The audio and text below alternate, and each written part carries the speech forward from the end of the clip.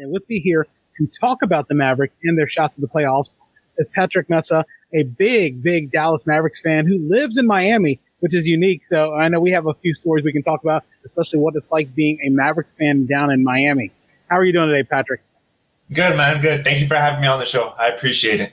Oh, no, and I appreciate as well you taking time out of your busy schedule, especially in the middle of a week. The first thing I wanted to ask you, how did you become a Mavericks fan and what drew you to them? It's funny because people ask me this all the time. I originally became a Mavericks fan what year was that? I think it was 04, 05. I was at my grandmother's house. I was waiting to get picked up by my parents. And I turned on the TV and there was a live NBA game on. It was the Rockets versus the Mavs. I don't remember too much about it. The only thing that stuck out to me at the time, because it was my first time watching an NBA game, was Dirk hitting, I don't know, he hit like 51, 52. I think it was his career high, actually. And it was also against Yao Ming and T-Mac, because they were there at the time, if I'm not mistaken. And I'm a big soccer guy, so I'm very much into the style of German soccer. And so seeing a German NBA player, there was already a connection for me based off of my love for another sport. So I was like, this guy's German, it's kind of cool. He stands out because he's not your typical NBA player. And he had a fantastic game. And they beat the Rockets. And I was like, damn, this is kind of entertaining. So from there on out, I was a Mavs fan. What is your most memorable Mavericks moment? It's easy to say 2011, Game 6. We clinched our first NBA title. But I guess that would be pretty cliche to say. So I would say a game that really stuck out to me was a Game 7 we had in 2006 versus the Spurs. Dirk, he hit an and one shot, driving it into the lane. He got a layup in. He got fouled. I think that was Manu Ginobili who fouled him. And with that, it closed out the game and it guaranteed us a spot in the finals. So it was just insane to see that happen. What's the most unique piece of team-related memorabilia that you have? Unique. When the Mavericks played the Heat in the finals in 2011, Game 6 was actually here in Miami. One of my former, when I was in high school, there was a security guard. He was a big sports guy and into collecting memorabilia. So he would usually know where the teams would stay at when they're in town. So through him, I found out where the Mavericks were staying during their visit in Miami. And I actually had my sister, who's pretty artistic, she drew out a poster for me, and it just had the Mavs emblem on it. And it was probably about the length of, I don't know, probably shoulder width apart. So it was a pretty nice big poster. So the morning of Game 6, before the team went out for the shoot-around at the arena, I took it to the hotel. And when they were walking by, going to the team bus, I had a few players actually take pictures and sign my poster. So it wasn't a piece of memorabilia that I bought, but it was actually, handcrafted. So it was kind of cool. That is pretty cool. I mean, that's something you can hold on to for the rest of your life. Going into the season, what were your expectations? A new season, not completely affected by the pandemic. At least this time, there's no huge gap. It's a later start, a shortened season. What were you hoping the Mavericks would be able to do in this season? So it was a tough loss by the Clippers. How we exited round one in the bubble. The thing was that we didn't have KP, so Luka was, carrying a lot of the workload. And with him alone, it was interesting to say that, we put up a pretty fair fight. So the thought that was lingering in my head the whole time was like, damn, what if KP was healthy? Like, where would this series end? Would we have made it out the first round or not? So the expectation to this season was to have a fully healthy squad. As you can probably tell, that's not really the case for the most part. But the expectation was to have a healthy squad and to make it past the first round, in all honesty. Was there a point where you were confident that the Mavericks were getting into the playoffs? Was there a particular moment that said, yep, we're fine, we're getting in. I know it's going to be a tough haul, but we're getting in? Yeah, I think we struggled early into the season. Once we got past the All-Star break, we started to really find a rhythm.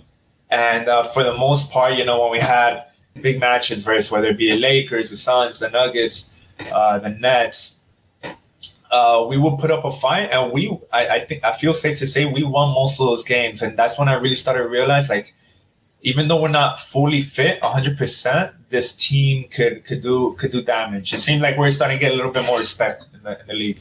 Was there a time you were worried about the Mavericks making the playoffs? Oh, yes, 100%. Before the All-Star break. Coach Carlisle, it didn't seem like he had a solid idea of what to have for a starting lineup. His approaches from one game to the next, they seemed fairly inconsistent, and we weren't getting results. It was pretty frustrating, to say the least. So prior to the All-Star break, I didn't know where the season was going to go.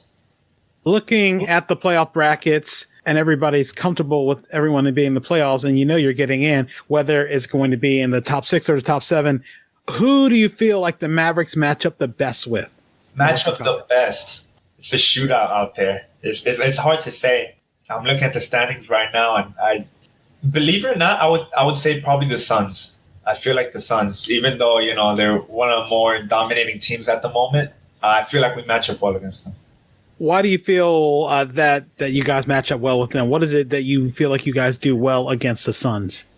Just position by position. I feel like we're more, I don't know if I want to say talented, but I feel like matchup wise, we would suit well against them. Because I know the versus the Lakers, we have a tiebreaker with them. We beat them 2 games, but they weren't fully fit. Versus the Trailblazers, they're tough. They beat us in our season series. The Nuggets, I wouldn't want to face the Nuggets. We've pretty much, I think we got swept by them. So it's a difficult matchup against the Nuggets. So it doesn't leave too many options. And the Warriors, I do not want to see at all. I know that the way a lot of the teams are surging right now, that it gets to that point of the season where it can be a crapshoot and you never know what's going to happen.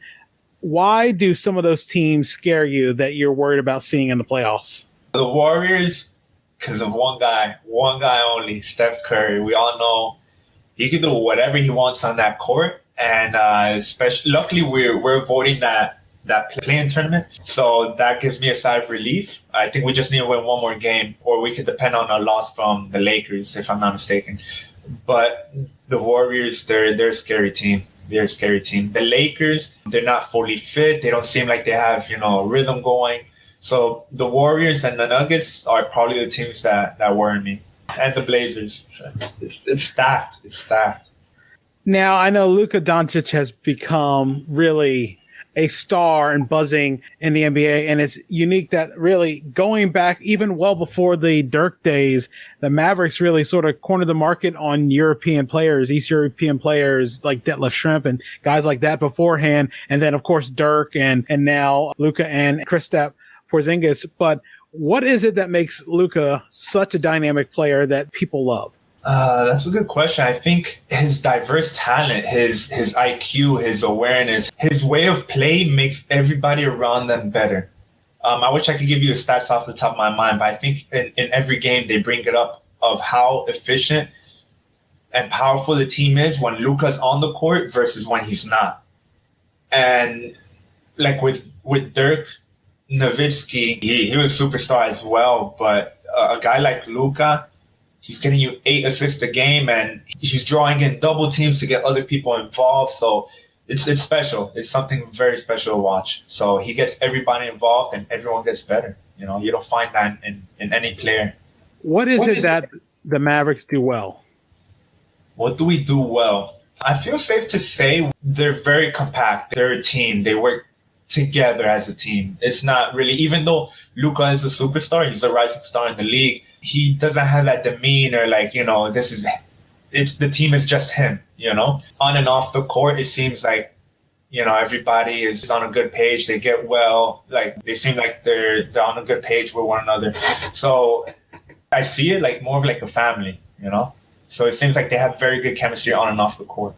Looking at the NBA Finals prediction, who do you have coming out of the Eastern Conference? Who do you have coming out of the Western Conference? Who wins the NBA Finals and in how many games? Oh, man, that one's a toss-up. On the Eastern Conference, it'll probably be the Nets, I would say, long shot. For the West, that thing's a shootout. I don't even know what to tell you. Of course, being a Mavs fan, I would love to see the Mavs. expectation wise, I think we can make it to the second round. If we make it to the Western Conference Finals, it'd be a very successful season. But I would say maybe the Nuggets or the Suns if the Mavericks don't come across them. I feel like we could beat them. So if it's the Nuggets and Nets or the Suns and Nets, I feel like the Nuggets could beat out the Nets for the fact being that like I see the Nuggets play and it reminds me of the Mavericks, like very like team-based basketball, and I love it. I love it. Nobody is here to claim, the shine of the team or the image of the team.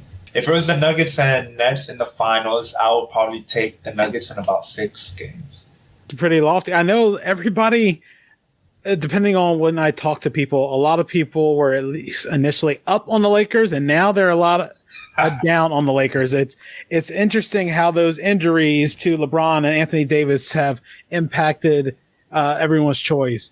But I mean, and I know we don't want to make it about the Lakers too much, but how far do you think the Lakers can go before they reach the end of their run this season?